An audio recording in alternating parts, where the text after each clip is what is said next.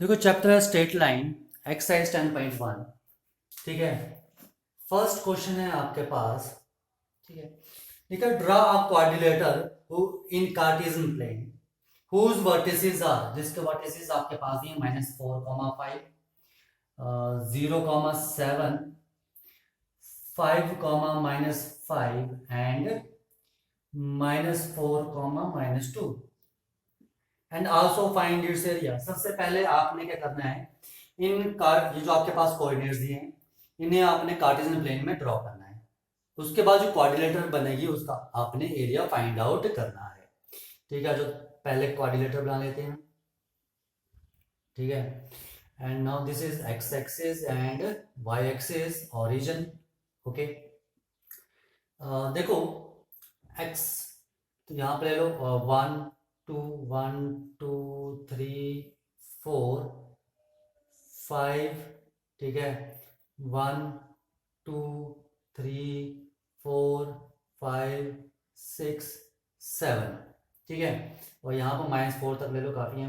-1 -2 -3 -4 -5 and y की value आ गई -1 -2 -3 -4 -5। देखो पहला पॉइंट है यहाँ पर -4, 5, x की वैल्यू -4, y की वैल्यू 5। यहाँ पर आएगा कहीं point, this is -4, 5। Let this point is a. ये मैंने ए पॉइंट मान लिया, ये बी, सी, ये डी। 0, 7, x की वैल्यू 0, y की वैल्यू 7, यानी कि ये आ गया बी पॉइंट 0, 7। सी 5, -5, x की वैल्यू 5 और y की वैल्यू -5। यहाँ पर आएगा कहीं point 5, -5 and D is -4, -2, -4 and y की वैल्यू -2। यहाँ पर आएगा point, this point is D -4, -2। ठीक है, ठीक है, तो इन्हें मिला लो। तो ये जो आपके पास क्वाड्रिलेटर बन रही है, आपने इस क्वाड्रिलेटर का एरिया निकालना है। ठीक है, अब देखो इस क्वाड्रिलेटर का एरिया निकालना पर हमें क्या पता है, हमें पता है कि ट्रायंगल का एरिया कैसे निकालते हैं। ठीक है, अगर हमारे पास कोऑर्डिनेट्स दिए हों, ठीक है, अगर मेरे पास कोऑर्डिनेट्स हैं, अगर ये ट्रायंगल है x1 y1 x2 y2 and x3 y3, तो एरिया ऑफ ट्रायंगल क्या होता है, area is equal to half into x1 y2 minus y3 plus x2 y3 minus y1 and plus x3 into y1 minus y2। This is the area of triangle. ठीक है, तो मैं इस quadrilateral को triangles में डिवाइड कर लूं। मैंने क्या किया, मैंने ए और सी को मिला दिया। अब मेरे पास 2 ट्राइंगल्स बन रही हैं, कौन कौन सी। ठीक है, टोटल एरिया क्या आ जाएगा, total area is equal to area of triangle किसका, area of triangle ADC plus area of triangle ABC। ADC ये ट्राइंगल और ABC ये ट्राइंगल। ठीक है, आ जाओ इनके एरिया निकाल लेते हैं। हाफ इंटू, ठीक है, क्या आ जाएगा, ये आपके पास एक ट्राइंगल ऐसे बन रही है। ठीक है, ADC, A D and C लिख लो यहाँ पर कोऑर्डिनेट्स -4, 5, D के -4, -2 एंड C के कोऑर्डिनेट्स क्या है 5, -5। ये कोऑर्डिनेट्स दिए मेरे पास। ठीक है, दिस इज -2।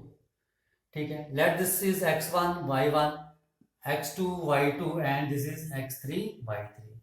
तो क्या लिखा है x1, तो x1 क्या जाएगा -4, ठीक है, इंटू y2 -2 -5 3 यानी कि +5 plus x2 -4 and y3 -y1 y3, this is y3 -5 -y1 is 5।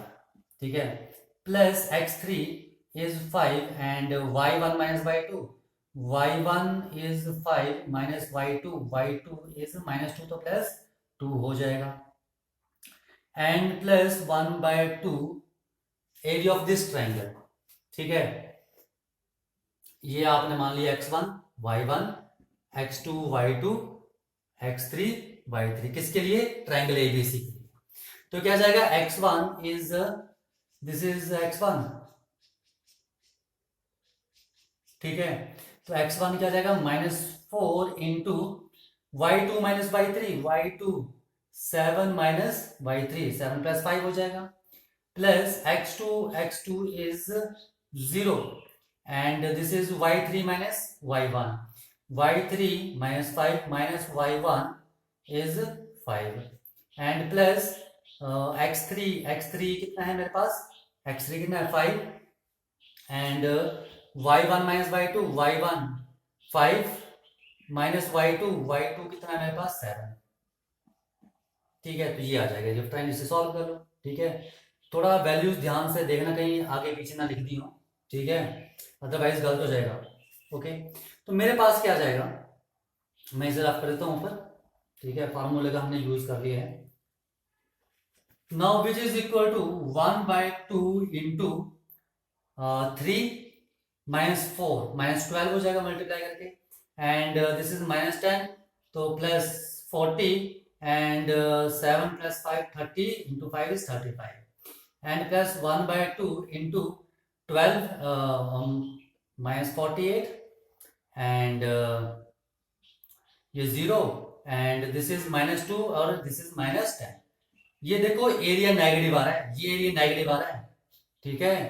तो ये एरिया नेगेटिव आ रहा है, तो एरिया तो नेगेटिव नहीं होगा, तो हमें क्या करना पड़ेगा, मोड लेना पड़ेगा, यानी कि एरिया क्या होता है हमारे पास, पॉजिटिव होता है, तो इसे पॉजिटिव, ये तो ऑलरेडी पॉजिटिव है, तो 1/2 75 माइनस 12 63 एंड प्लस 1/2 माइनस के 58, तो मोड है तो प्लस के 58, तो क्या हो जाएगा 63 + 58 divide by 2 and which is equal to 1 2 1/2, तो 1 और 2 1 स्क्वायर यूनिट्स आ जाएगा, तो 121/2 square units is the area of triangle, ठीक है।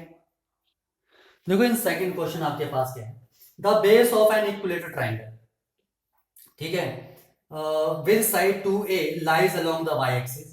देखो आपके पास क्या है, एक x एक्सिस है, एक आपके पास y एक्सिस है, ठीक है, this is your x axis and y axis.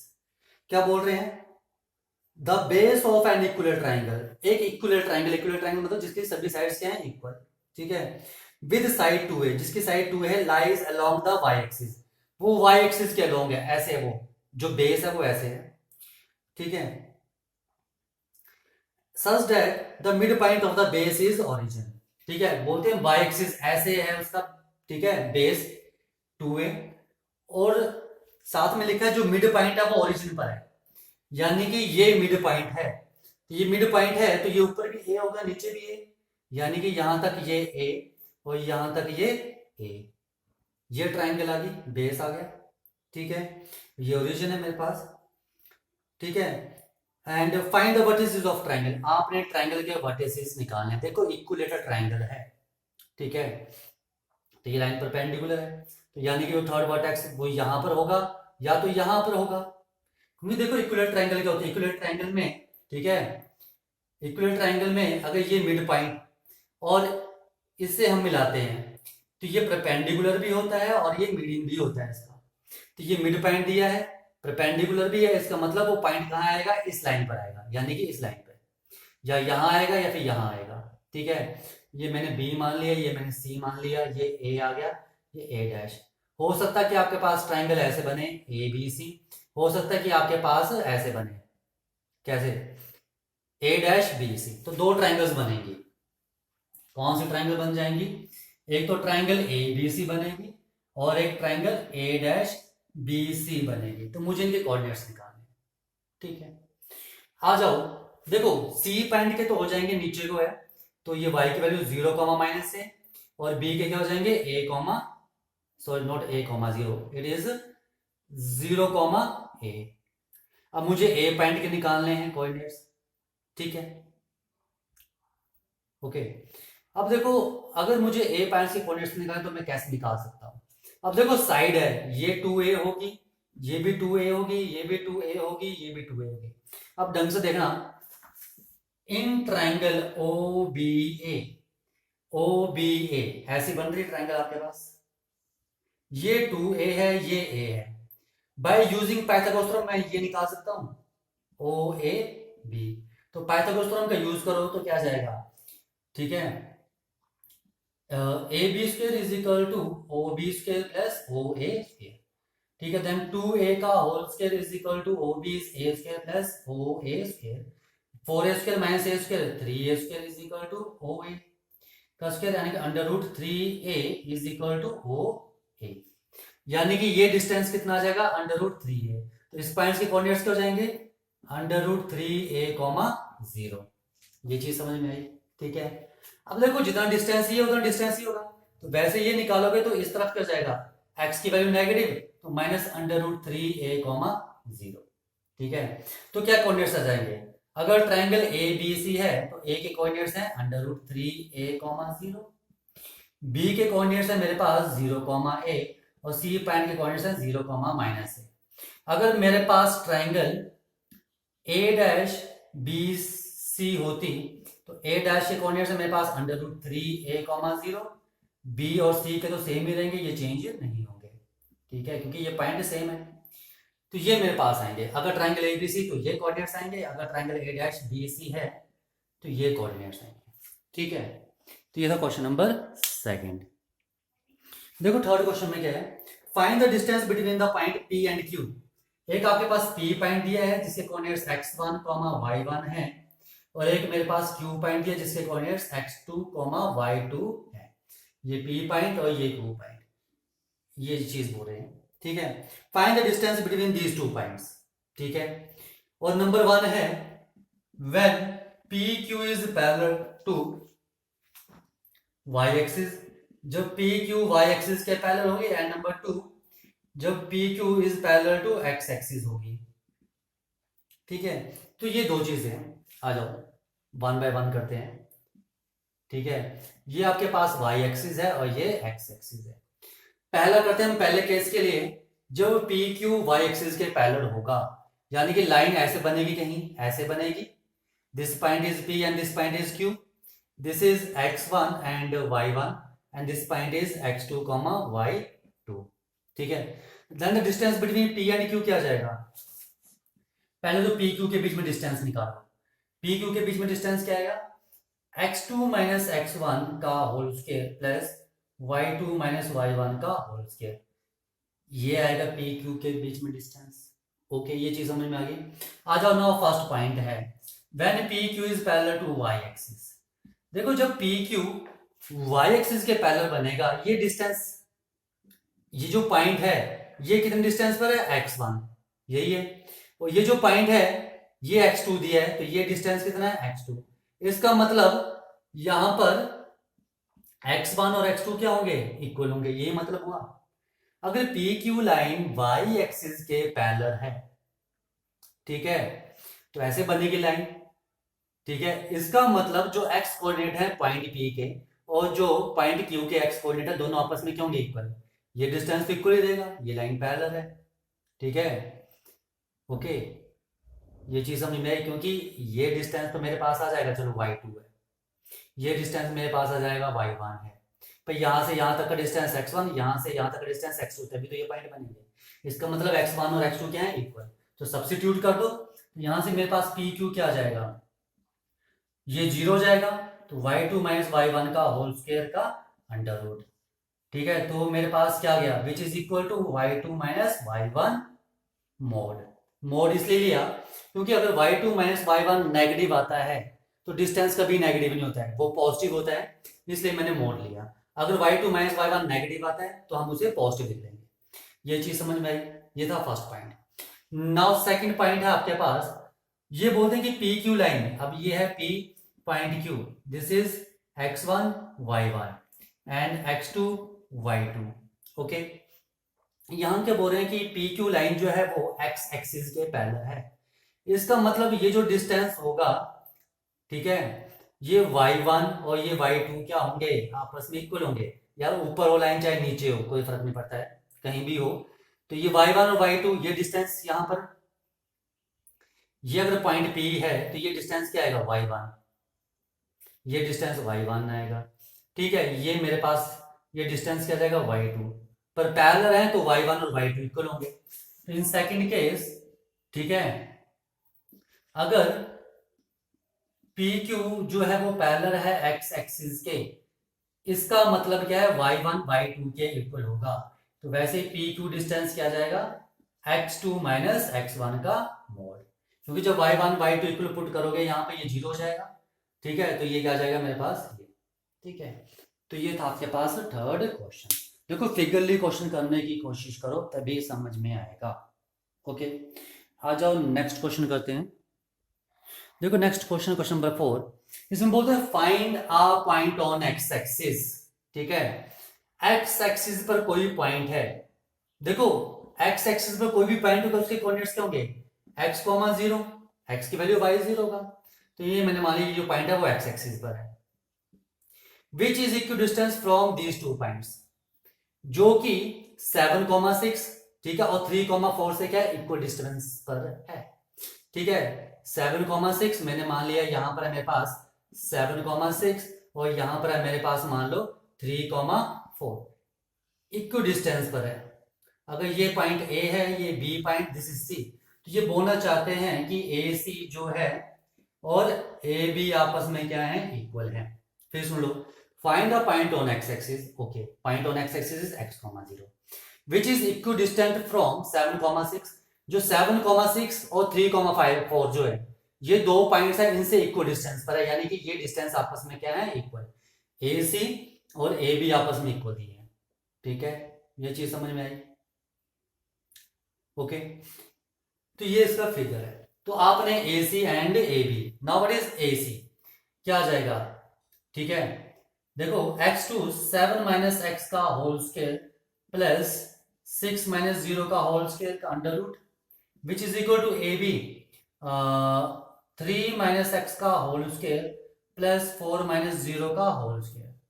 आप x1 x2 किसी को भी ले सकते हो, x1 y1 x2 y2, इसे मैं x1 y1 इसे x2 y2, या फिर इसे x2 y2 इसे x1 y1, वो मर्जी आपकी। Now squaring on both side, तो क्या जाएगा 7 माइनस एक्स का whole square plus 36 is equal to 3 minus x का होल स्क्वायर प्लस 16, स्क्वायरिंग और कर दी मैंने दोनों साइड तो स्क्वायर रूट हट गया, ठीक है। ये चीज है समझ में, ठीक है। आयो इसका स्क्वायर ओपन करो, क्या जाएगा 49 plus x square minus 14x plus 36 is equal to 9 plus x square minus 6x plus 16, x square से एक्स स्क्वायर कट गया। Now minus 14x plus add कर दो कितना आ गया 85 is equal to minus 6x और इसे ऐड कर दिया कितना आ गया 25, इसे यहां ले जाओ इसे यहां ले जाओ, 85 minus 25 is equal to 14x minus 6x, कितना आ गया मेरे पास, ठीक है। 60 इज इक्वल टू 8x, तो 60 upon 8 is equal to x आ रहा है, ठीक है। यानी कि दैट इंप्लाइज x की वैल्यू क्या आ रही है 7.5, 15 अपॉन 2 ही आ रही है मेरे पास यहां से, तो 15 अपॉन 2 का मतलब क्या है 7.5। और आंसर चेक कर लेते हैं इसका। 10.1 एक्सरसाइज में,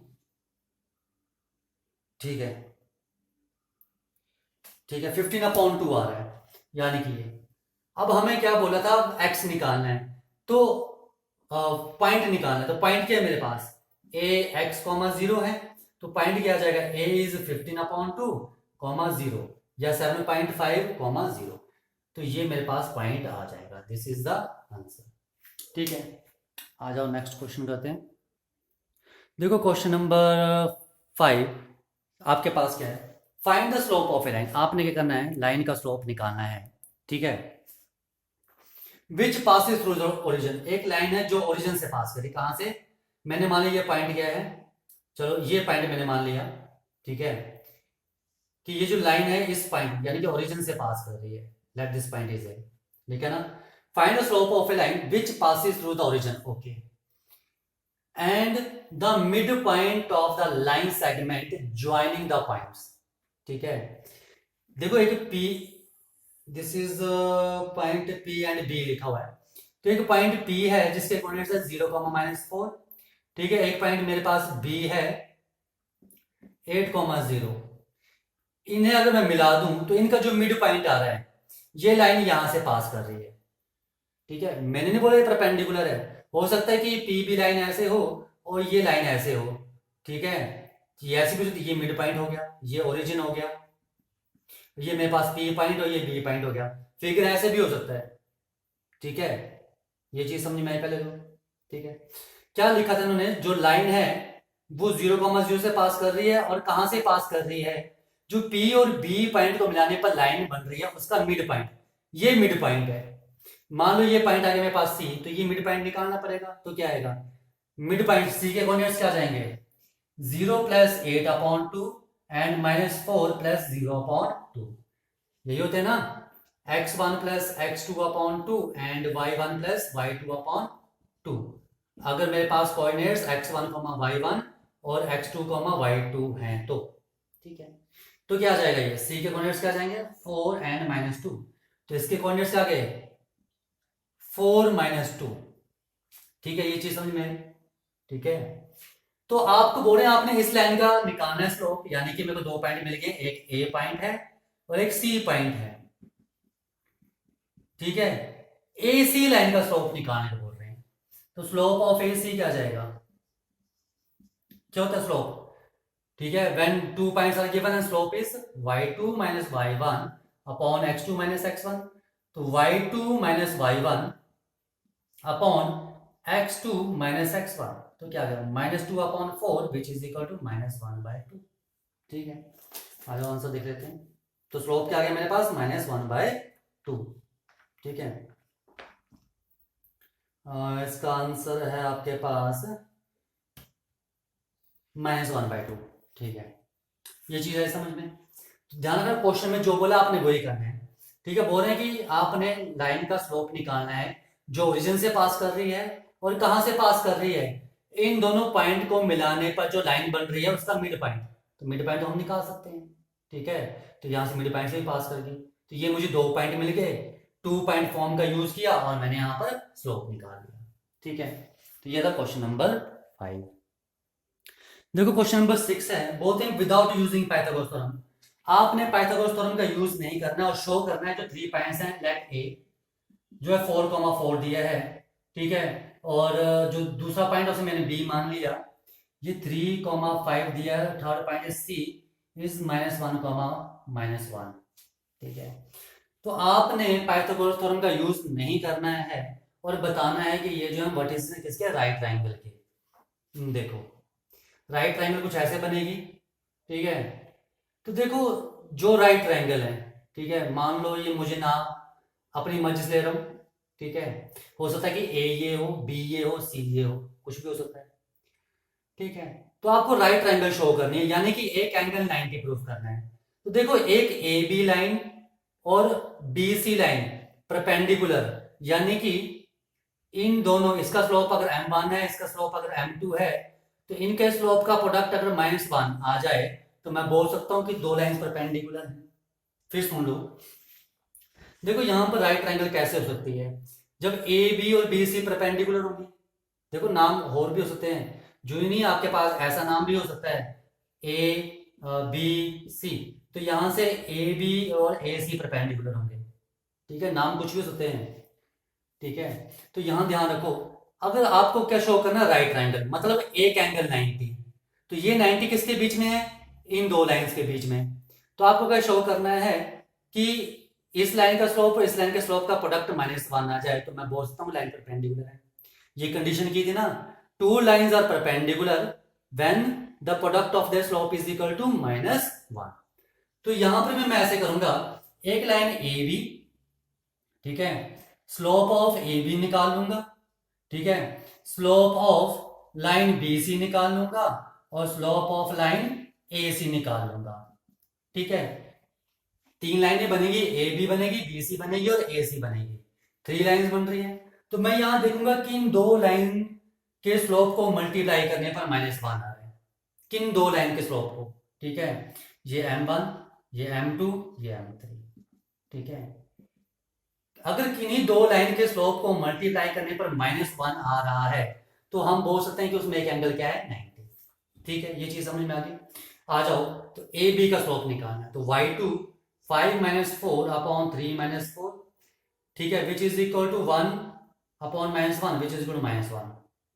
ठीक है, m2 bc यानी कि -1 - 5 -1 - 3, तो ये कितना आ गया, -6 upon -4 which is equal to 3 upon 2। यही है ना, -1 - 5 -1 -3। ओके, नाउ ए सी, ठीक है, तो -1 - 4 divide by -1 - 4 which is equal to -5 upon -5, ठीक है, विच इज इक्वल टू 1।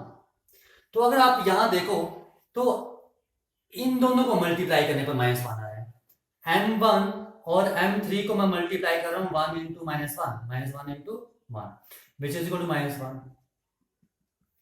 तो किन दो लाइंस को मल्टीप्लाई करने पर, यानी कि slope of A B into slope of किसका, ए सी को मल्टीप्लाई कर रहा हूं तो -1 आ रहा है। ठीक है, तो इसका मतलब ये ट्राइंगल ऐसी होगी, ये पॉइंट ए होगा 90 and this point is B and this point is C. ठीक है, तो मैंने शो कर दिया कि किन्हीं दो लाइंस का प्रोडक्ट क्या रहा है, -1, सॉरी किन्हीं दो लाइंस के स्लोप का प्रोडक्ट -1 आ रहा है। इसका मतलब ये क्या होगी, राइट एंगल ट्राइंगल होगी। आया समझ? ठीक है, तो जब भी आपको बोलते हैं कि राइट एंगल प्रूफ करनी है या आपको प्रूफ करना है कि दो लाइंस के बीच में 90 डिग्री एंगल है, तो आपने किन्हीं दो लाइंस के स्लोप का प्रोडक्ट -1 के इक्वल प्रूफ कर देना है, वहां से ये चीज प्रूफ हो जाएगी। ओके, ठीक है, देखो क्वेश्चन नंबर 7 क्या लिखा है इसमें, बोलते हैं फाइंड द स्लोप, ठीक है, of a line which makes, ठीक है, आपने लाइन का स्लोप निकालना है। ठीक है, ये आपके पास एक्स एक्सिस, ये वाई एक्सिस। ठीक है, find the slope of a line which makes an angle of 30 degree with the positive direction of Y axis. Y की ये पॉजिटिव डायरेक्शन है, इसके साथ वो क्या 30 डिग्री एंगल बना रही है इन एंटी क्लॉकवाइज।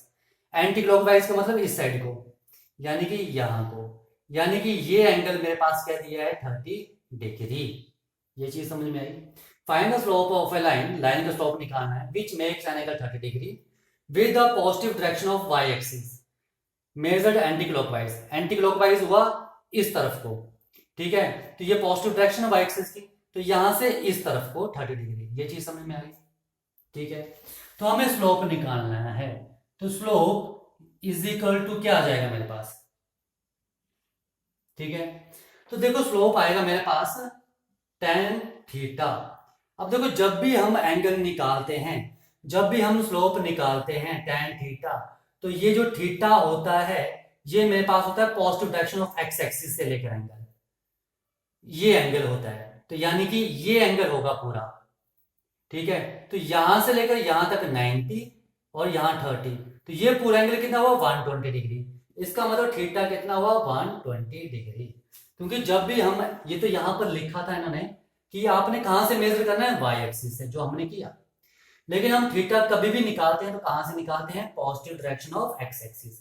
तो थीटा कितना आ जाएगा मेरे पास, 90 + 30 120। ये चीज समझ में आई?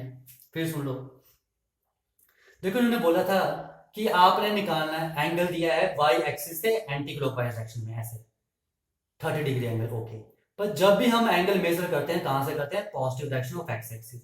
तो यहां से लेकर यहां तक कितना एंगल हुआ, ये पूरा एंगल कितना हुआ, 90 + 30 120। ठीक है, तो स्लोप क्या आ जाएगा, tan 120 degree and which is equal to tan 90 + 30 and this is second quadrant, 90 पर चेंज होता है तो माइनस कॉट, सेकंड में tan negative cot 30 and cot 30 is √3। तो स्लोप क्या आ जाएगा मेरे पास, -√3। ये चीज आई समझ में? ठीक है,